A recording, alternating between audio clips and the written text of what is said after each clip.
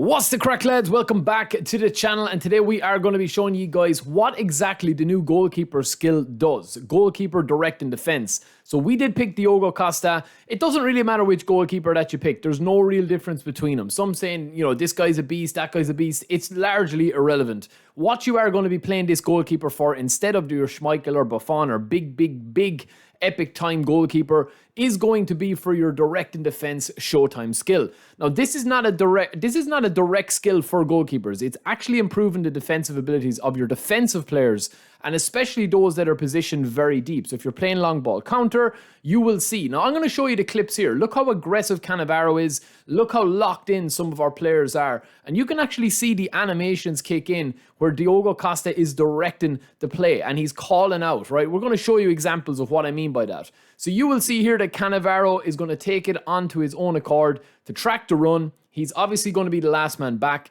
And when the ball goes into a dangerous area, he's going to leave his man marking duty and he's actually going to slide over aggressively for intercepting Antoine Griezmann, right? Now, that is the goalkeeper directing defense skill at its kind of pomp. However, it is passive, as I said, so it's not going to kick in all the time. There's a couple of factors to this, which I found out from researching and testing, but it seems to be a lot of information still up in the air, right? So this is the actual animation-based stuff that you can see with Costa. We'll show you again here. You can see that he's calling out that the ball is going to go long. He needs more pressure or being put on the attacking players. You can see here the ball is going to come high. You can see that the ball is going to come in from across.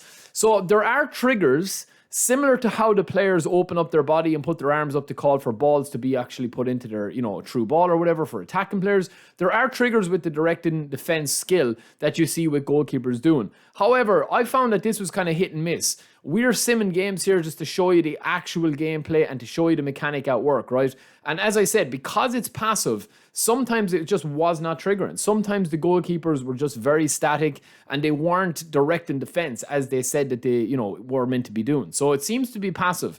Now, I also tested out two squads. The first squad that you've seen the clips for so far, and this is the second squad, both playing long ball counter, okay? So we're as deep as we possibly can.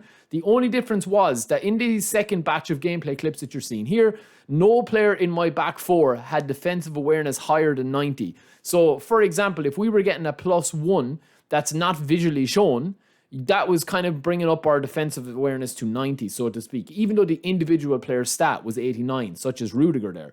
But I just found, lads, that this directing defense, I mean, it's kind of a sign, I think, of where things are going to go, where there's a lot of stuff behind the hood. You can see animations when they're calling for the ball, but at times I felt like that my defense was even more open. You know what I mean? Like, it didn't really feel that, even though I wasn't really, obviously controlling manually here, some of the runs that my players were making and the positions that they were making, that they were going too narrow, they were getting caught ball watching, and no input from the goalkeeper. You can see here, he's got no hands up, he's not calling out any plays, just very static, and obviously he makes a very simple save. But there was times, obviously we tested it out online as well, there was times where I seemed to be more open with the defenders at the back for some strange reason. Now, we tested out possession, out wide, and of course long ball counter, but I just felt like that there was a little I just felt like that there was a few errors creeping in.